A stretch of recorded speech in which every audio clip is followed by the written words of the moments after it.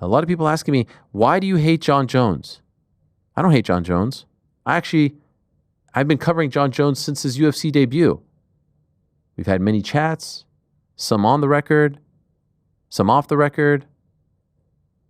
I just have to keep it real and tell you about, how I think things are going down here. And it's not great. Not happy about it. Like I said yesterday, a mockery has been made of the sport, of the belt. The most important thing in this sport is the belt. The most important thing to the UFC is the belt. That's what everything gears towards.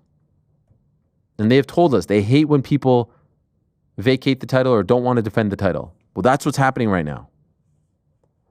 So tell me where I've been unfair. Tell me where I've lied. Tell me where I've been biased. I saw some people saying yesterday, like, oh, he just defended the title. All right. Are we going to wait till November to strip him? The fight that they want to book is for November. It's for MSG. If he doesn't want to fight today for November, it's time to move on. And by the way, it's like one of those things where there's, a coach that you want to part ways with. Sometimes you want to fire the coach, but to let him have, some dignity, you say, okay, he resigned or we mutually agreed to part ways. Just mutually agree to vacate the title. Of course, the top choice is we want to see Jon Jones versus Tom Aspinall. It's the number one fight that the UFC could put on right now. The most interesting and high-profile fight. No one feels otherwise. No one. Not a soul. Everyone wants to see that fight. Maybe for you, it's number 2 behind Ilya and Islam, which we're not getting either. Or Kayla Amanda, which we are hopefully getting. But there are a few bigger fights, and Dana White himself has said it's the biggest fight in the heavyweight division. The history of the heavyweight division. But how long do we wait? How long do we wait? He agreed to the fight. All right, so then what are we waiting for? And trust me, it's not one of those things where it's like we know the fight's been agreed to and they just haven't announced it yet. That happens sometimes. This is not one of those things.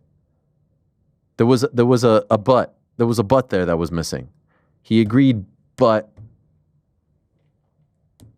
Now, by the way, maybe after watching all this stuff, he says, you know what? Screw that Ariel guy. I'm going to come back. I'm going to show him that I'm a fighting champion.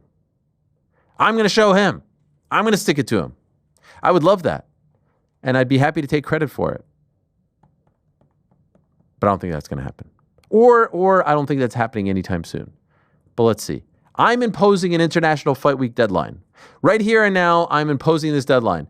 And by the way, they announced that they're going to do a press conference tour for Canelo Crawford.